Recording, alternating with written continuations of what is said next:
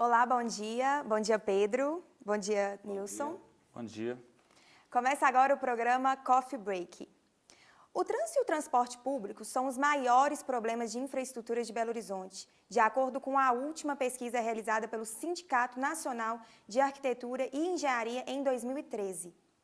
Qual a solução para o trânsito de Belo Horizonte? Essa é a principal questão que abordaremos no programa. Aos 120 anos, Belo Horizonte ainda enfrenta problemas na mobilidade urbana. Excesso de veículos nas ruas, engarrafamentos e transportes públicos precários são alguns dos principais obstáculos. De que modo o planejamento urbano impacta em tudo isso? No programa de hoje, vamos entrevistar o professor Nilson Nunes, graduado em Ciências Econômicas. Nilson é doutor em Engenharia de Transporte pela Universidade de Leeds, na Inglaterra. Seja muito bem-vindo. Obrigado. Bom, nós sabemos que Belo Horizonte, né, ela foi uma cidade planejada e ela nasceu com o propósito de se localizar ali, né, na Avenida do Contorno, mas tornou uma proporção ainda maior, né? O crescimento passou por cima do planejamento.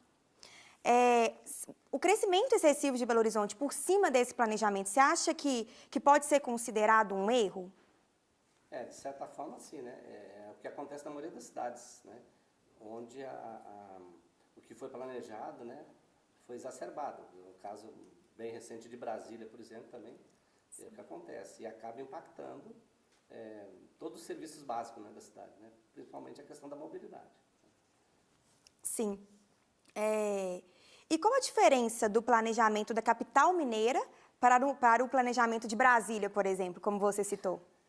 As duas, assim, na essência, tinham o mesmo propósito, né? De você tentar equilibrar, né, todos os serviços públicos, né? E dar uma qualidade de vida melhor para o cidadão, essa é a ideia. Só que não contavam com outras ações externas, né, que acabou extrapolando aquilo que era previsto, né? Aqui mesmo você falou, né, a ideia de Belo Horizonte era ficar contida dentro da Contorno, né? Sim. Mas no seu crescimento, já na sua constituição, isso já foi violado, porque o que estava planejado lá dentro da Contorno, mas foi permitido que pessoas que vinham para trabalhar ou prestar serviços, de maneira geral, para essa comunidade dentro da Contorno, fosse se instalando na periferia, né? E originou os bairros, né, que a gente conhece, Serra, enfim, esses bairros, Santo Antônio, no Santo Antônio está dentro, mas esses outros mais periféricos, né? Assim, para nomear agora são vários, mas enfim, a Serra é bem característico disso, né? E foram crescendo sem nenhum planejamento, né? Em contraste com o que existia, né? E obviamente isso acabou impactando, né, toda a comunidade.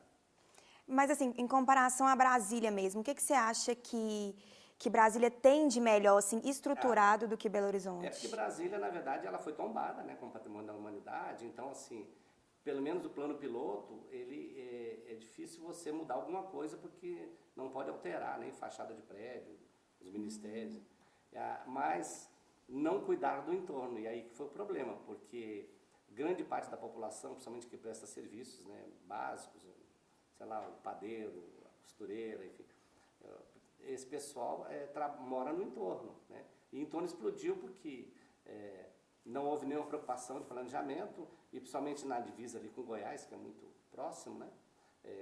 Foram doados terrenos, né, por governantes antigos, enfim. E isso aí acabou gerando hoje uma situação praticamente impossível, que começou a afetar todo tipo de serviço, né? Mobilidade nem se fala, né? Eu até estava brincando com um colega que pela primeira vez na vida eu perdi um avião, porque eu fui a uma reunião lá na plano piloto, deu um temporal e nós ficamos sitiados, não tinha como sair. Tentou de vários... O cara fez atalho, inclusive, o motorista do táxi fez atalho por dentro de algumas áreas lá de reserva e tal, para tentar... Mas todo lugar que a gente chegava parava no congestionamento, né? Acabei chegando no aeroporto, que em situação normal 15 minutos lá do plano piloto, acabei chegando com 40 minutos de atraso. Realmente isso impacta, né? Essa falta de planejamento impacta. E é muito comum, né? É muito comum essa questão do engarrafamento. E outro fenômeno que a gente também vem enfrentando, né? Essa dissociação do planejamento da mobilidade e do planejamento urbano em si, né? São coisas inerentes, um interfere no outro, mas em termos de política ainda é bastante dissociado. Por exemplo, essa permissividade com a verticalização. Né? Do ponto de vista, por exemplo, da prefeitura ou dos órgãos de planejamento urbano, é interessante você adensar, porque você acaba criando economia de escala, né? O serviço de água, né? Abastecimento de água, esgoto, tudo, ele fica mitigado, porque você tem mais pessoas concentradas e pagando pelo serviço, né? Fica melhor do ponto de vista da administração. Mas, para o setor de engenharia de transportes, por exemplo, fica complicado, porque você troca uma residência unifamiliar por um prédio de 20, 30, 40 andares, não tem, mas 30, pelo menos já tem por aí. Mas, enfim, são várias famílias, de repente, que vão morar ali, né, com a taxa de motorização bem elevada, porque o nosso sistema de serviço de transporte público, como vocês já falaram, é bastante deficitário, né? E aí o caos. Né? Tá? E outra coisa também, o sistema viário não acompanha, né? E quando você faz o loteamento, a lei de uso e ocupação do solo, todas as leis vigentes, ela determina qual é a relação das áreas disponíveis para circulação, né? E as áreas para serem edificadas, né? Só que isso depois é violada essa relação, né, nas áreas edificadas, né? Por exemplo, onde tira uma residência unifamiliar e põe um prédio, mas o sistema viário permanece o mesmo, né? Com a mesma caixa. Isso não é compensado, né? E aí cria o que a gente já viu. Aqui mesmo, Buritis é um caso bem claro. Basicamente só tem prédio, né? Tudo não tem... Exatamente. Não aguenta. Exatamente. No caso de Belo Horizonte, eu estava até pesquisando hoje a respeito, foi essa questão da contorno, e aí parece que as vilas eram vilas até que um pouco mais distantes. Vilas de trabalhadores que e eles foram ocupando, né? Isso é normal, foi conurbando, né? Enfim, é o que acho que é normal, como você falou, mas pensando no atual hoje, né? Como passou-se muitos e muitos anos, qual que você vê como uma solução para tudo isso que aconteceu? O problema todo é o seguinte, na engenharia a gente fala, você desconstruir, demolir é muito mais caro do que construir, né? Então, assim, cada vez mais a situação de conurbação e de densidade, ela está consolidada, então a nível de superfície fica muito difícil de você encontrar solução de baixo custo, né? Os corredores todos já são adensados. Né? Então, no caso da mobilidade, com certeza, Belo Horizonte já passou da hora de ter metrô. Metrô de verdade, metrô enterrado, né? Né? Não que chama de metrô, que na verdade é um trem de subúrbio, né? Um trem de superfície que também até hoje não foi completado, né? A sua extensão. Então, aí nós temos um problema político no processo, porque o nosso sistema de mandatário, né? Quer dizer, funciona a cada 4 anos, muda, né? A composição. E não tem essa continuidade. Então, os dirigentes, naturalmente, eles querem apresentar soluções que caibam dentro do mandato, né, dos 4 anos.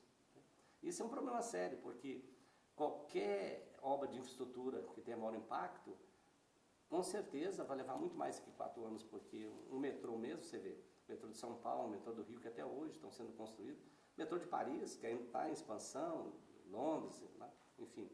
Você vê que essas soluções que vão trazer mais impacto, mais benefício para a população, realmente são soluções de longo prazo. Então, é o que a gente chama, isso tem que estar na política de Estado e não de governo. Né? Mas os governantes não, fecham os olhos porque é mais cômodo para eles. Né? Nós temos um exemplo bem claro, né? Você falou da matriz deficitária, por quê? A gente tenta resolver tudo com o sistema ônibus. O ônibus é um sistema de baixa demanda, vamos dizer assim. Né?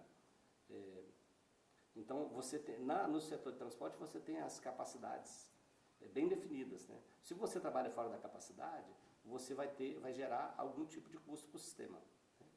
Pode, inclusive custo social. Então, o que eu quero dizer, se você tem baixa demanda e trabalha com um sistema de alta capacidade, você vai ter capacidade ociosa e vai gerar custo. Por outro lado, se você tem alta demanda e tenta resolver com um sistema de baixa capacidade, você também vai gerar custo, o custo social. É o caso atual. O caso atual. Então, sim, assim, nós tivemos a oportunidade, que foi a Copa, né, que poderia implantar aqui, melhorar a nossa matriz de transporte público, né, introduzir tecnologia de mais alta capacidade e não fizeram. O governo virou as costas e veio com a solução do BRT, que depois virou MOVE, né, Mas todo mundo sabe que é de baixa capacidade. Sim. Tanto que, na época, eu fui um dos críticos, quando me perguntaram se o BRT ia resolver o problema da mobilidade. Eu disse não, porque hoje o corredor, no caso da Antônio Carlos, que eu citei, e da Cristiano Machado, eu falei, o corredor do Antônio Carlos, hoje tem, no ponto mais crítico, em torno de 50 mil passageiros por hora por direção, em todos os modos. Né? Você vai entrar com um modo de baixa capacidade, tipo aí, pode atender até 20 mil passageiros por hora por direção, numa condição razoável, né? Você não vai entender isso nunca. Então, aquela história, não, que vamos tirar as pessoas dos veículos privados, vamos botar no BRT móvel, eles estavam rezando porque isso não acontecesse, porque não tinha capacidade para isso. O sistema já sabia a priori que não tinha. Tanto que eu falei outra coisa, que na época fui criticado, eu disse assim, até eu lembro de um repórter, acho que foi de Estados Unidos, mas professor, e aí? O que vai acontecer? Se não tem capacidade, o que vai acontecer? Eu disse, vai acontecer uma coisa bastante simples. Vão colocar ônibus na marginal. Aí todo mundo, tá doido, professor, vão gastar um dinheiro desse para botar ônibus na marginal? Eu disse, vão colocar, tá aí para quem quiser ver hoje. Que disseram que era uma coisa temporária, né, que está aí há vários anos. Então, essas são essas questões, né, que tem. Acho que é muito interessante a gente pensar sobre essas soluções, né? E acho que é o que você falou, tem problemas políticos, são muitos problemas envolvidos. Esse talvez seja o pior. Agora nós vamos para um rápido intervalo e já a gente volta. Ok. Foi muito bom. Mas é isso mesmo, quer dizer. Muito interessante. Eu lembro assim, E é nítido, né? É uma coisa tão interessante, porque todo mundo sabe o problema, mas ninguém quer se comprometer. Tá? Mas eu acho que o pior de tudo, é o que nós estamos vendo hoje na denúncia da Lava Jato, é a contaminação política dos órgãos de decisão, entendeu? Então, numa gestão, quer dizer, no momento que os operadores de ônibus bancam a campanha do prefeito, quer dizer, o prefeito fica refém do setor, entendeu? Que não vai fazer nada contra.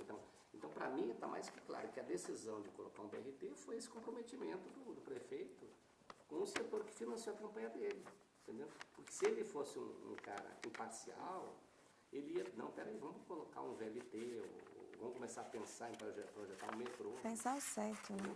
Inclusive o metrô, ele falou que ia criar uma nova linha e tal. Só por questão de campanha, fizeram uns furos lá na Praça 7, não sei o quê, né? Eu lembro de ver uns projetos desses. Há muito tempo atrás, eu lembro de ver um projeto de uma linha aqui, ia vir tipo Buritis, Pampulha, um trem assim. E na época que eu vi, já faz tipo uns 8 anos, se bobear, já era antigo. Então, tipo assim, é muito antigo e nunca vai pra frente, nunca... Justamente acho que é por isso que você falou, né? Porque um projeto desse, ele demanda muito tempo. Porque, você tem que fazer, como são recursos públicos, licitação para desenvolver o projeto. Né?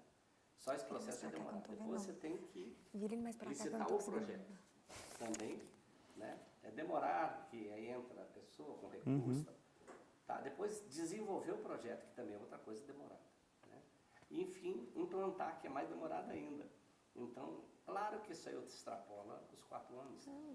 Então, é o que você falou, não tem tanto interesse da sociedade, né? E dos meios políticos com essa questão, a gente não anda, não desenvolve. Né? Eu já vi muita gente falar, metrô é caro. É um sistema caro, mas é muito mais caro não ter, entendeu? Porque o custo da sociedade por não ter, ou por ter essa dificuldade de mobilidade, afeta todo tipo de serviço, né? E, não é só o transporte de passageiro, mas todo tipo, né? Vamos Às vezes as empresas precisam. Vamos voltar. Aceita uma água, alguma coisa? Não, Podemos continuar? Você come. Então vamos lá, segundo bloco. É eu, né? Você. Sim. Estamos de volta, então, com o professor Nilson Nunes, né? Nesse segundo bloco, vamos conversar um pouco aí mais sobre a mobilização urbana de um modo mais geral. Nós temos diversos exemplos de cidades planejadas ao redor do mundo, né? Não só no Brasil. Sim. Em 2015, o portal India Times ele elegeu as 9 cidades mais bem planejadas do mundo, e com, enfim, várias cidades como no ranking. E eu lembro que, por exemplo, em primeiro lugar, nós temos a cidade de Singapura, em terceiro tem Zurique, e em oitavo ficou Brasília, aqui no Brasil. E existem questões de planejamento urbano que impactam diretamente no trânsito, a gente sabe disso. Em que medida o senhor acha que o planejamento urbano bem feito, ele contribui para um trânsito fluido? Com certeza. O planejamento urbano, ele envolve uma série de questões, né? Uma delas é você tentar mitigar ao máximo essas concentrações nos corredores, né? Você distribuir as atividades de maneira, por exemplo, principalmente, o maior motivo das pessoas viajarem na região urbana é o motivo de trabalho, né? Então, se você consegue distribuir os postos de trabalho e não concentrar, você tem possibilidade, sim, de você também mitigar, né, esse movimento pendular que é o terror dos planejadores, né? Essa questão de, por exemplo, de manhã, sentido bairro-centro, né? E à noite, centro-bairro, né? E concentrado só no mesmo horário, isso é terrível, porque você tem que planejar uma frota capaz de atender essa demanda, e isso aí acaba nos intervalos ficando com a frota ociosa, né? No caso do transporte público, isso é custo jogado no sistema, né? E, enfim, então essa questão tem um termo que os arquitetos urbanistas usam muito hoje, que chama centralidades.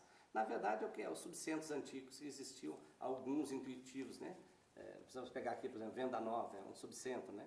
Muita gente já não vê o centro que consegue atender suas necessidades lá. Então, o planejamento urbano é mais ou menos isso, é você conseguir